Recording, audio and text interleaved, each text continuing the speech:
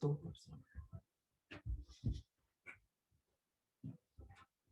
are you on? Mom, could you just like start like making dinner? Mom, come on. Sharon, you there? Hey, Oh, let me turn up. I gotta shut off the sound from the what's going on the main stage. Okay, now I can hear you all. Sherry Daniels, you there? Can you hear us? Hopefully, can folks hear us? You can hear me, Sharon? yes. Please unmute. Okay. Yep. Thank you. Sherry's there. Charlotte Young, welcome. Hello, from Mississippi. From Mississippi, okay. Grew up in Where Kemper. are you in Mississippi? I grew up in Kemper County, right next to you. You're in Kemper. You're right down the road. I live in Brandon, but I grew up in Kemper. I visit all the time. Okay. It's too bad that they don't have records. I went to the. Kemper has real. Yeah, I've been there. Actually, my cousin is the chancellor clerk person, but I've been there. You're right. They're not that organized. Yeah. Neshoba either. Yeah. I've been to Neshoba. I went a couple of months ago. Yeah, we saw some folks in the chat were talking about Neshoba and records and deeds and books and things like that.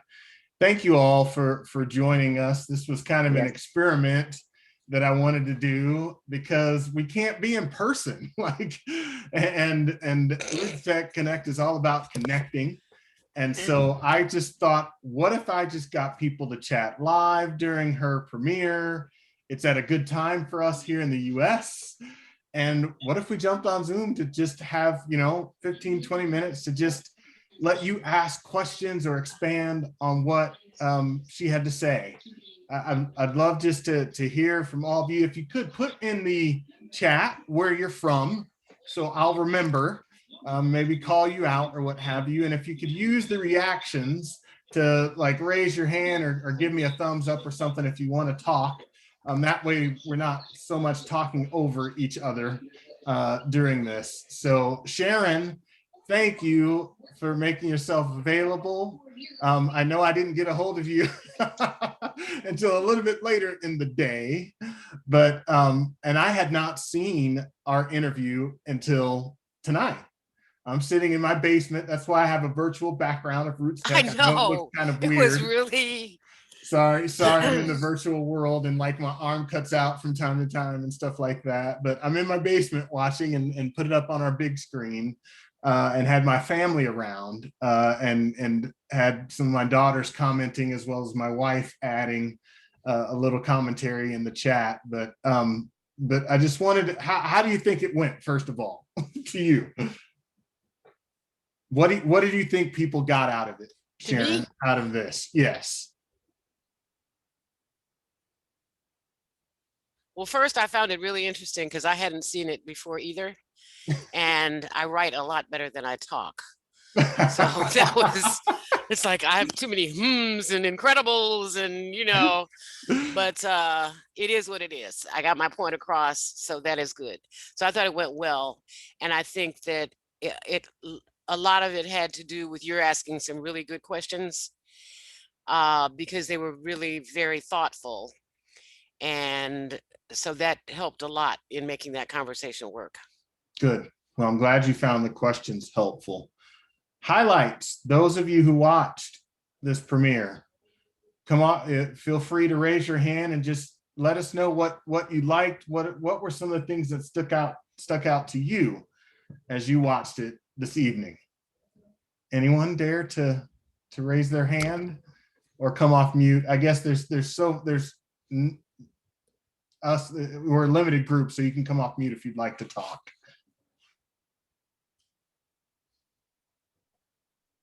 Anybody?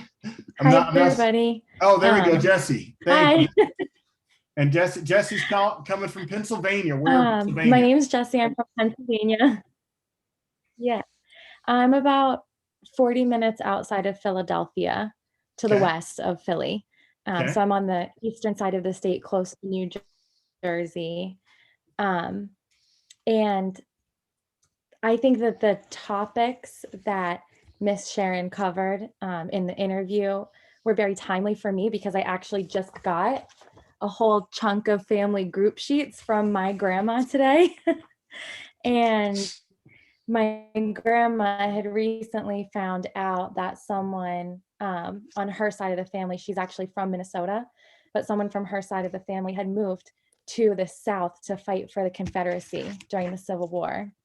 And she is pretty upset about it, but she's not very computer savvy. So she's asked me to find out kind of more about it and find whatever information I can.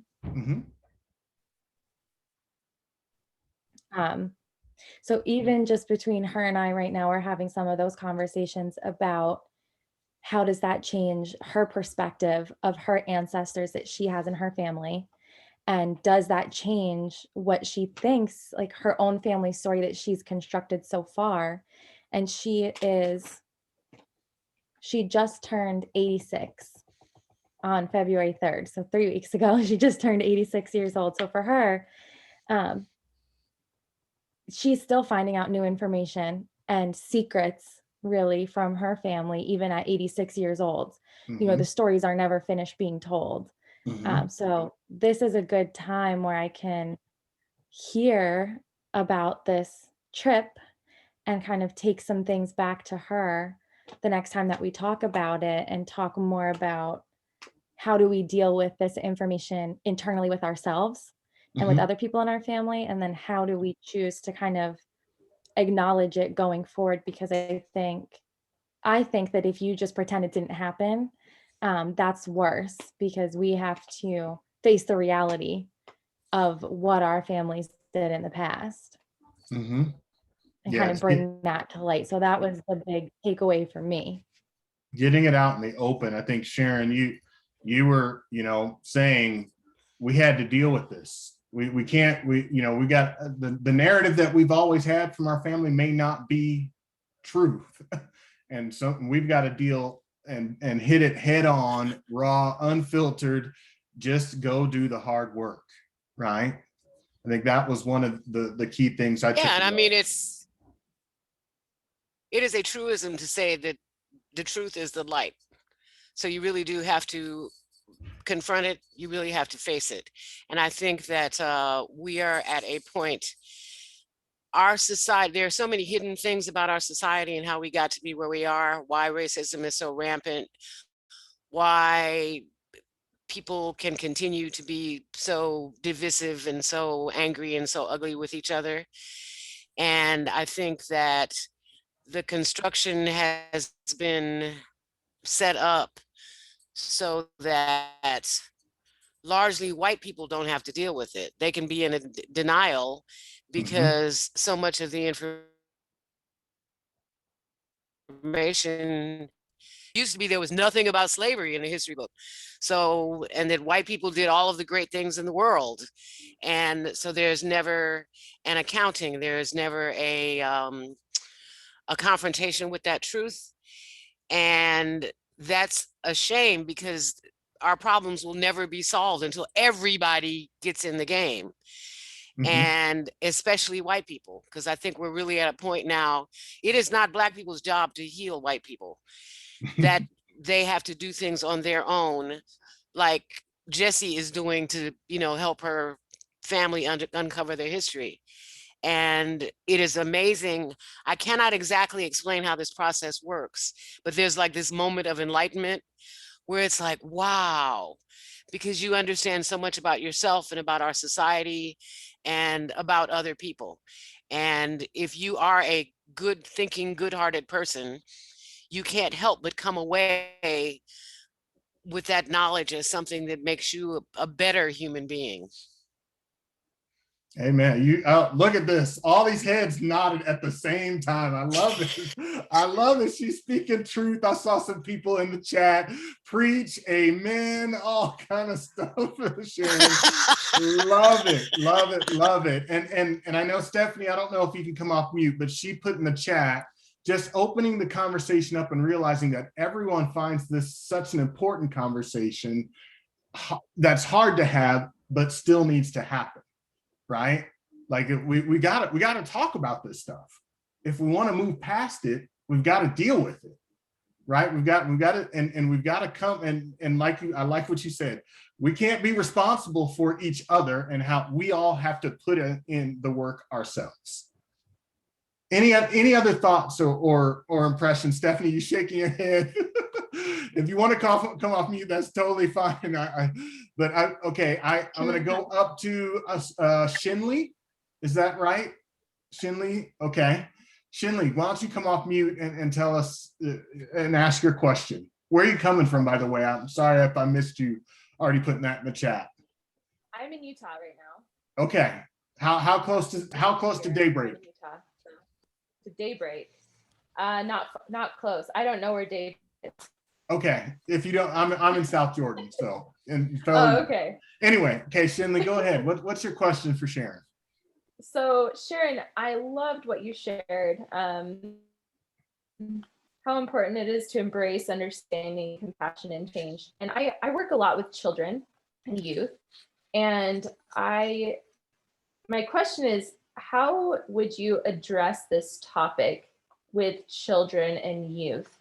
I know that a lot of times it's important to start early with difficult topics, because it will help mold their thoughts for the future. So I was just wondering how you would recommend discussing your ideas that you shared tonight with younger people. I have 2 grandkids. They are 11 and 12, and we've had some really good conversations about our family history. And you started with just talking about our family history, because they don't get to know their grandparents, great-grandparents. I'm the only one that is alive. So the only access that they'll have to those people is through me sharing that with them. And I just don't shy away from the fact that our ancestors were enslaved. And what does that mean? And you think you have a hard time because I asked you to wash the dishes. Just imagine if you had to go and pick cotton. So you have practical things that put the information in terms that a child can understand and that does not traumatize them. It's like the people that made you were incredibly strong people, and they dreamed about you. They dreamed that one day a you would exist, and you can make that dream come true in what you do with your life. And then, and then I share the stories about, things that I have found that people did in their lives that are useful and that help inspire their confidence. And I was really happy because the kids really got into it. It's like, I do have some family photos, so they like looking at the pictures and hearing the stories and relating it to their life today. If you were born in 1830, this would have happened to you. You are a lucky kid because you live in a nice house. You don't have to get up for day and go out into a field. And it's a cumulative. Hearing me talk about this a lot, it really has. I'm really proud of them. They did their own genealogy project, and they decided that they were going to trace somebody that I hadn't traced. And I was like, wow, this is really good. They learned how to do this. So that for me has worked. Thank you. That's great. Adrian, you had a question you wanted to ask. Why don't you come off mute? And then Terry, I think I saw your hand go up a little earlier as well. So we'll get to you right after Adrian. Okay, thank you so much. I didn't realize there was a Zoom. I'm so excited. No, we just made this up on the fly. Like I was like, I got Zoom. Let's get people on. So let's do this. It's fantastic. So I saw your session earlier, and I've been searching for people who are doing this work. because I've stumbled into this as someone who was bumping around doing genealogy and stumbled into some things that I was not ready to find, didn't know how to process it, you know, and then I'm doing this work. I'm a coach, so I help people process this type of stuff, and I'm like looking at all of this, and I'm so excited to see that I never assume I'm the first one to arrive. So I'm really, really excited to see that you've done this, and to hear, you know, that I was in tears watching the video about you and the research in your town, because as a person who understands that at least in one of my branches, I descend from people who were enslaved in rural North Carolina and rural Virginia. These are not places I want to go. Like, these are not courthouses I want to visit, because my impression of what I'm going to meet, and, you know,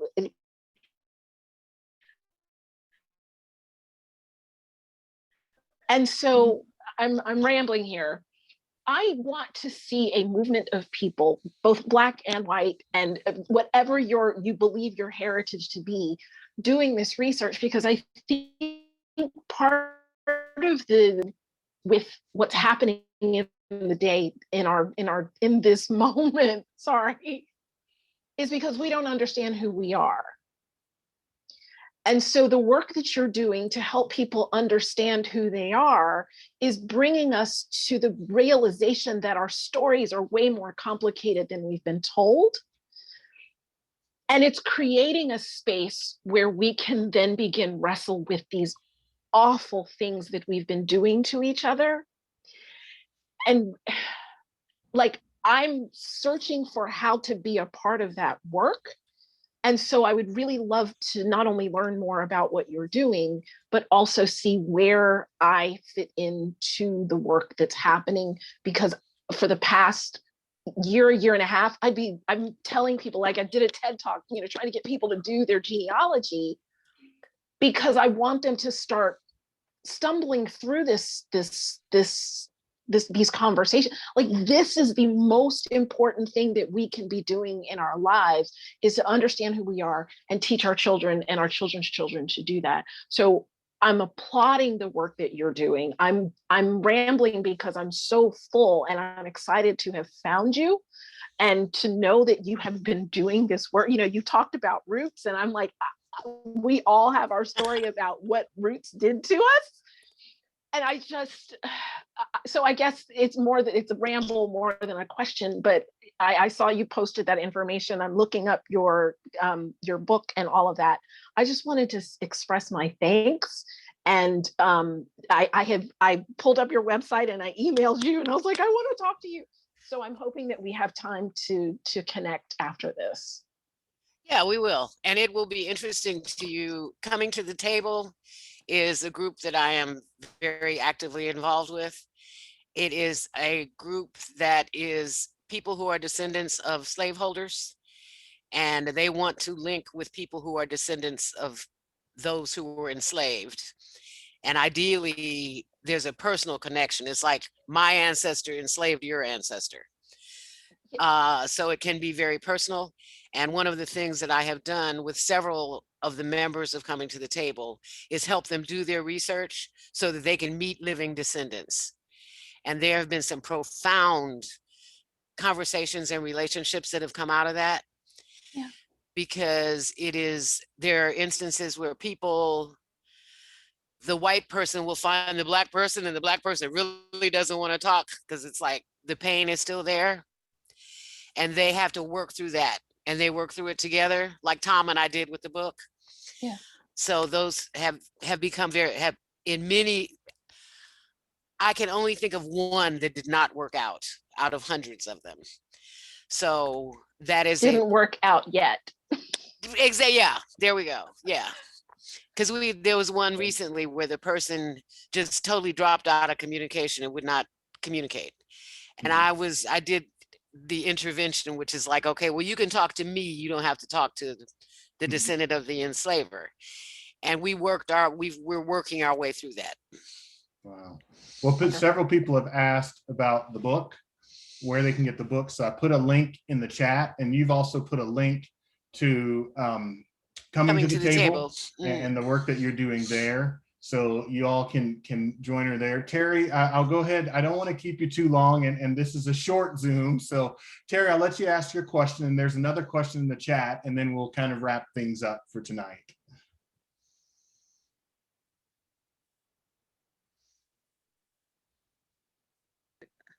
Okay, there we go, Terry. We can hear you now, I think. Okay, good. I'm a little self-conscious about this, but you see my face. I am not only the descendant of a woman who was enslaved, but her husband had worked for a slave trader, and he was the son of a slave owner. And they were married in Baltimore after they moved from New Orleans. It was just a strange situation, I suppose, but I feel like I'm my own team. When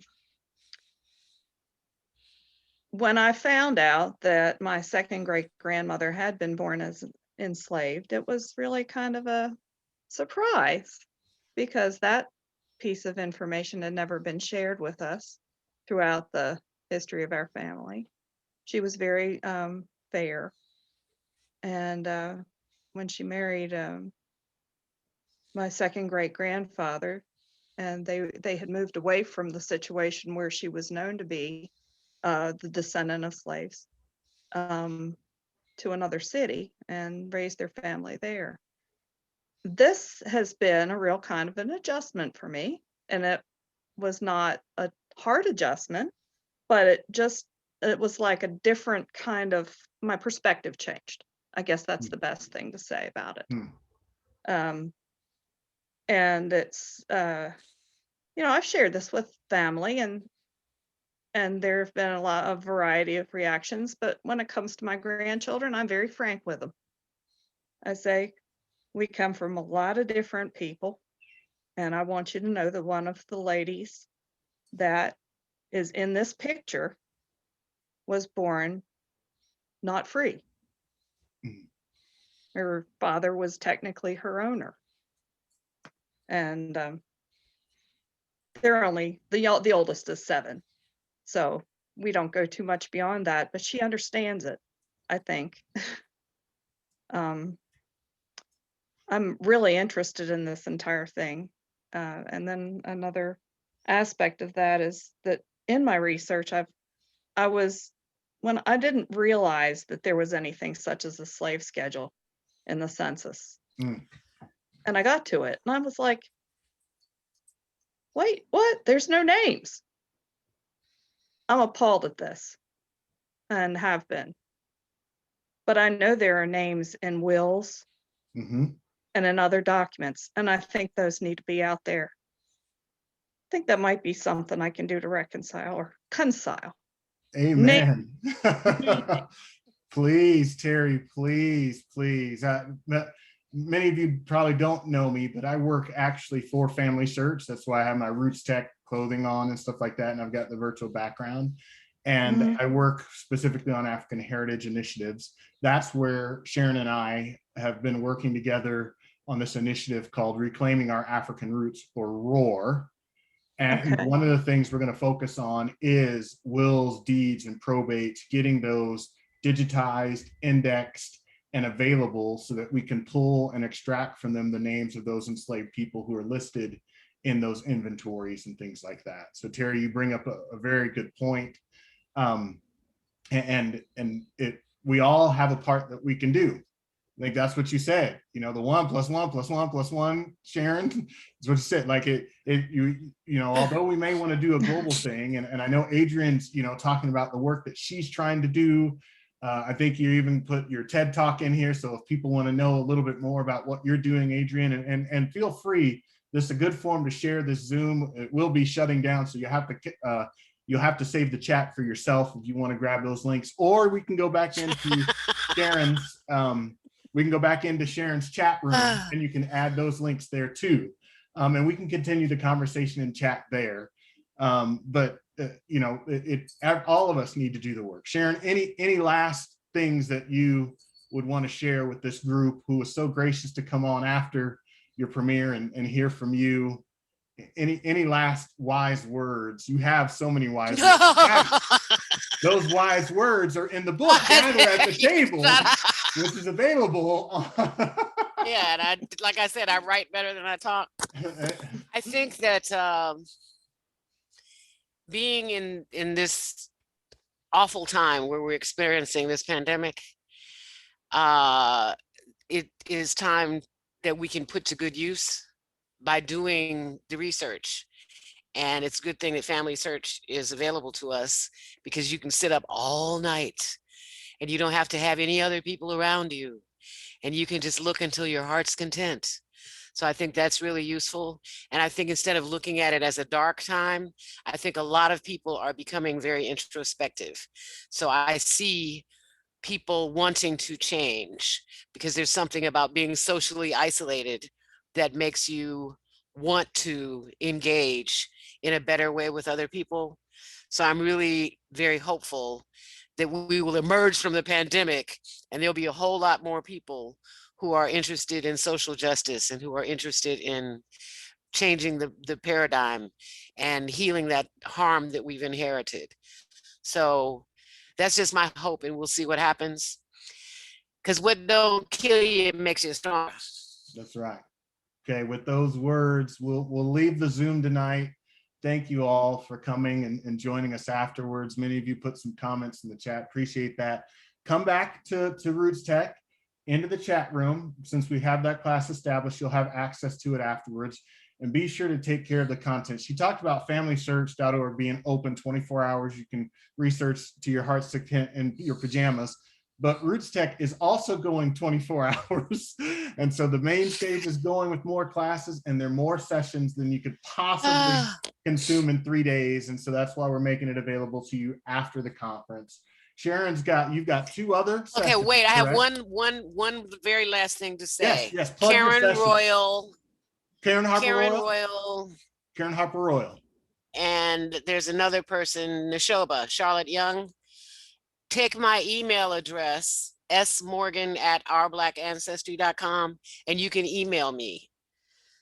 I do know quite a bit about researching in Mississippi, and I do answer emails. So I'm going to put that smorgan at Our Black Our Ancestry. Black Ancestry. Let me spell black .com. Black Ancestry. You better spell it right. Oh, and I got it all caps. Hold on. trying to type on with everybody watching. ourbblackancestry.com. That looks right. Tell me if it's right in the chat, y'all. And also we can put it in the room link as well, since this chat will end. So again, on behalf of RootsTech, on behalf of Sharon and our Finding Healing Through Family History presentation, I just want to say thank you tonight for coming and joining us in Zoom. Thank you, Tom. Have a beautiful rest of your RootsTech. Bye. Bye, y'all. Thank you. Thank you so much. Have a great evening.